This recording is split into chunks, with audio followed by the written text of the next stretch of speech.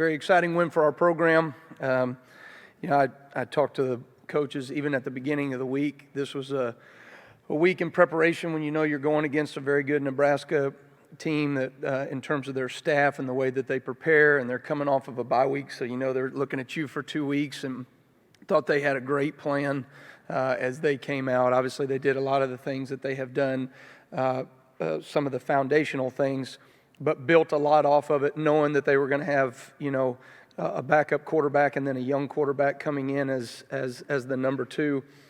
Just thought that they did some really good things early on in the game against us. Really was one of those where you're like, hey, you're just going to have to rip and run and get to the ball and find ways to win in the end. And I thought we did that defensively. The thing for us was to be able to create takeaways in the right time, and then to be able to get off the field, obviously at the right time as well, was critical for us defensively. Start the second half to come out with a 3-and-out. Our offense responds and goes and scores from those things. All those things are huge positives. Probably the most disappointing thing for us was I just felt like 2 weeks in a row we have not come out and started the way that we need to defensively. And certainly frustrated by that with just the way that we go about our stuff. We're so locked in, we're so focused in our preparation, and then for whatever reason, just with a young group of guys, we've got to translate that to what we do in practice, to how we prepare, how we execute early on in a game, just in our base defense and simple communication things. So those are things that our players will learn from. The mistakes that they have made in the past, they have learned and corrected. So the nice thing is that you hopefully you grow from the multiple looks that you saw these last 2 weeks, which were probably as multiple as I've seen 2 weeks in a row. So looking forward to moving on from that and continue to get better with our team. And nice to come away with 2 wins, obviously, from that as well. So if you look at Northwestern, this is a team that I've gone against them before when I was the defense coordinator at Eastern Illinois in 2015. Of course, their staff has been there offensively. I think it's the same staff outside of their offensive line coach, who is now the head coach at Eastern Illinois. They've been together for about 13, 14 years. They do a phenomenal job. They know exactly what they're doing. They know what they want to get to. They've got great answers. You watch them against Ohio State. They find ways, even when they're outmatched, to just create something, and obviously they didn't do a ton, in that game, but you see schematically when you look at the way that they give their players a chance to maximize their ability. I think that's probably the most impressive thing when you watch them week in and week out, when typically, they are outmatched sometimes when they're going against Iowas and Ohio States and some of the defenses that they've had to face in Wisconsin and so on and so forth. So I think we do have a strong challenge as a defensive staff and as coaches and players alike to adjust to the things that they do. Obviously, they've had some difficulties somewhat in their passing game.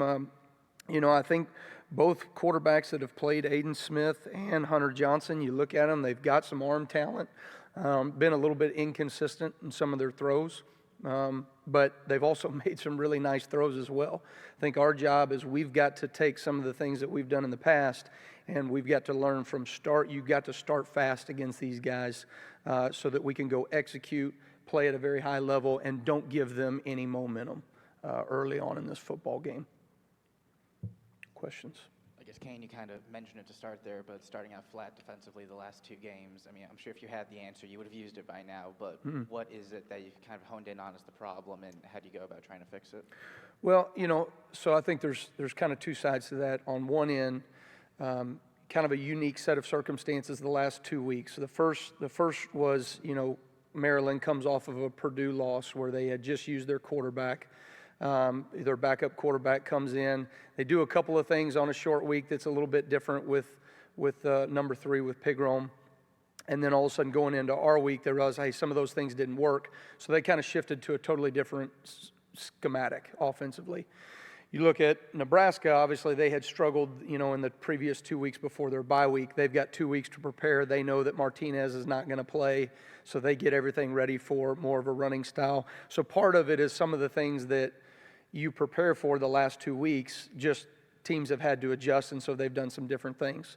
With a young defense, that has been our biggest challenge is I can't rep it all, we can't show you everything, and they're going to obviously adjust and do some different things. So learning to adjust quicker on the fly. On a positive, they have adjusted as the game has gone on. I thought Nebraska did a nice job of every series. They gave us a new wrinkle that we kept having to adjust throughout the game, but when our players saw it again and they came back to it in those later rounds, right, we ended up figuring it out. And that was really the difference in the game. The takeaways, the fourth down stop, the times that we did get off the field on third down, it was things that we saw, we recognized, and adjusted to. We just need to have recall as they gain more experience in their careers so that they go, okay, I saw this 3 weeks ago, you know. Kind of the converse to that 17 second half points the last 2 weeks. Obviously a few more yards than Maryland, but still kind of the same idea that from a points perspective, things really changed after halftime. What do you feel like you and your staff are getting accomplished at halftime, and how much better do you think maybe your players are at absorbing the necessary adjustments to be better in the second half? I do think that the communication on the sideline, the way that we are talking from up in the box to what's happening on the sideline, the charting, the things that we're doing, and then we're making certain adjustments in the first quarter and the second quarter, but then at halftime when we're able to kind of put it all together with our guys, settle them back in, I think our coaching staff has really done a phenomenal job in the last 2 weeks in terms of the way that we've had to adjust to the multiplicity of offense that we have seen. That being said, I think a lot of it on top of that is our players are just learning to play in big environments with pressure on them. You know what I mean? They all know what this win meant for us, and obviously you want to get to 6 so that you can get to 7 and all those types of things, but you go in front of 90,000. That's really the first time we've had to react in that type of environment. Obviously Michigan State had a great environment, but there's something different about Nebraska when you walk in out in that stadium, and their crowd, just credit to them in terms of the loud and all those things that they did a nice job. I think our guys just have to do a better job of adjusting, early in the game. Can you talk a little bit further about that adjustment of what the guys are doing on the field? I mean, obviously you can prepare them a certain way and adjust on the sidelines a certain way, but a lot of that is just making their decisions on the field mid-play. Can you talk a little bit about how that's improved? Yeah, I think, as we saw the last 2 weeks where, there are some different things that offenses are doing, right? And so you have to adjust to that, right, schematically. But for our guys, when you just lock in and focus on your keys, and I'm telling you, it's the hardest thing that you have to teach a young defense is, can you lock in 11 bodies and do it over and over and over again, one play at a time? And the early points that we have given up in the last 2 weeks, all right, most of it has just come off of a lack of discipline and where their eyes need to be. Certainly certain things that they have not seen before plays into that, all right, but in terms of communication and discipline and focusing your eyes in the right place, we just have to continue to get better and better and better at those things. And I think we're doing that as the game's going on. What I want to see is, can we go out in the first 2 or 3 series of a game and put them away? The very first play of the game, we call a double-edge blitz from the field. We bring 2 off the edge, the Husky and the Mike. If we make a check into the boundary off of a motion, we've got them all covered up. A split second later, and we're getting a sack off of the Micah McFadden comes right through. Blitz goes perfectly. We just need, half a count more, and we get a sack. What does that game look like when we get them to 2nd and 15? Now they can't go tempo, right? They're behind the chains. They've got to come off of their script that they've been working on for the last 2 weeks because now they're behind the chains. And then all of a sudden the momentum completely changes. Our offense goes and scores. Those are the things, those momentum plays that we need to have early in the game that you saw when we took care of business against Rutgers early on, right? We stayed on them the entire game, and that's what we got to do a better job of moving forward. Yeah, how has Micah's development impacted the defense, and how has he grown kind of as a player and a leader during the course of the season? Micah McFadden? Yeah, so Micah McFadden is just a very special player. It's been fun to watch his development go from, like I said, a guy that, made plays when I'm not sure he knew what the call was a year ago to now, he understands how to run the defense. He knows he's starting to anticipate things better. Continue to got to work on some of his footwork and technique. He makes so many plays, but there's other plays that he leaves out there on the field because I think he doesn't realize how fast he is sometimes. You know what I mean? It's almost that Fred Flintstone where his feet go up underneath him. He's just got to settle in, right? Know that you're one of the fastest dudes on the field. You got plenty of time to go make a play. Let's settle our feet and then drive to the football. But sky's the limit for Micah McFadden. He has become a better and better football player every single week. And his production and the way he plays is just off the charts. You guys, Coach, you guys have had to prepare for either multiple quarterbacks with the potential of it's either A or B. Mm-hmm. How does that impact the prep? Because it's kind of a similar situation this week. It impacts my sleep a lot more than anything else. You know, you just have to prepare for a lot more. The last 2 weeks, no bones about it. It takes longer to prepare because you got to have game plan 1, game plan 1B, game plan 1C when they come out and they've had 2 weeks to prepare for you, and all of a sudden they come out in a lot of different looks. And so I don't want to give up plays early in the first half. You know what I mean? That's as frustrating as anything as a defensive coordinator. It really is.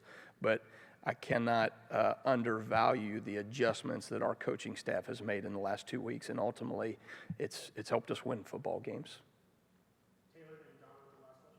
Coach, there's been a lot of talk about the last 2 recruiting classes you guys have had, and a lot of those guys have kind of stepped up, especially on the defensive side. And in some ways, it can be a vulnerability, and in other ways it's a strength. But coming into the year, is that something where you kind of sat down a lot of the young guys and you said, okay, we expect you to kind of play into a position, or is it something where guys are just naturally, organically playing their way into the defense? I think we always anticipated that we were going to be a fairly young defense, that we were going to play a lot of young, talented players. For us, I think some of those guys, they've done some phenomenal things. They've all done great things at different times. We have seen the inconsistency of a young defense. When you put a bunch of guys out there that are true freshmen, redshirt freshmen, sophomores, even redshirt sophomores that just haven't played very much, you're going to have some growing pains from that. I think the positive that you're talking about is, well, what does 2020 and 21 look like? Well, pretty good, right? Because all those guys are back. They've learned things. They've gained experience. Obviously, it makes a coordinator's job easier when you don't feel like you have to put them in the right call every single play because they're just going to fix it, right? Because they've seen it, they've had the experience, they recognize it. Right now, we don't have much of that goes on in the field, and so we got to make sure we're putting them in the right situations as much as we can, as often as we can, until they start to gain that base knowledge of defensive understanding. Kane, can you talk a little bit about the defensive line and your evaluation of them? Because going into the season, they were a little bit of a question mark. Mm-hmm. Where are they at now? Are they anywhere close to the level you think they should be playing? Yeah, it's a good question. I think they have. I think probably the biggest positive from us was what we felt like we may be a little bit deficient in the interior defensive line, certainly in terms of numbers. Now, you got Jerome Johnson, who has been a solid force for us inside. I think that there are times where Jerome can make some more plays and he can have more production out there on the field. Sometimes they come, sometimes they don't, But I think you look at the steadiness that he has done on the inside, along with just, DeMarcus Elliott and Co., what those 2 guys have been able to do in just a short amount of time of learning our defense. Neither one of those guys were here in the springtime. They didn't get any of those reps. The adjustment that they've had, that's probably been one of the biggest upsides to our defense in terms of personnel, probably the biggest upside going into where we thought we were in fall camp.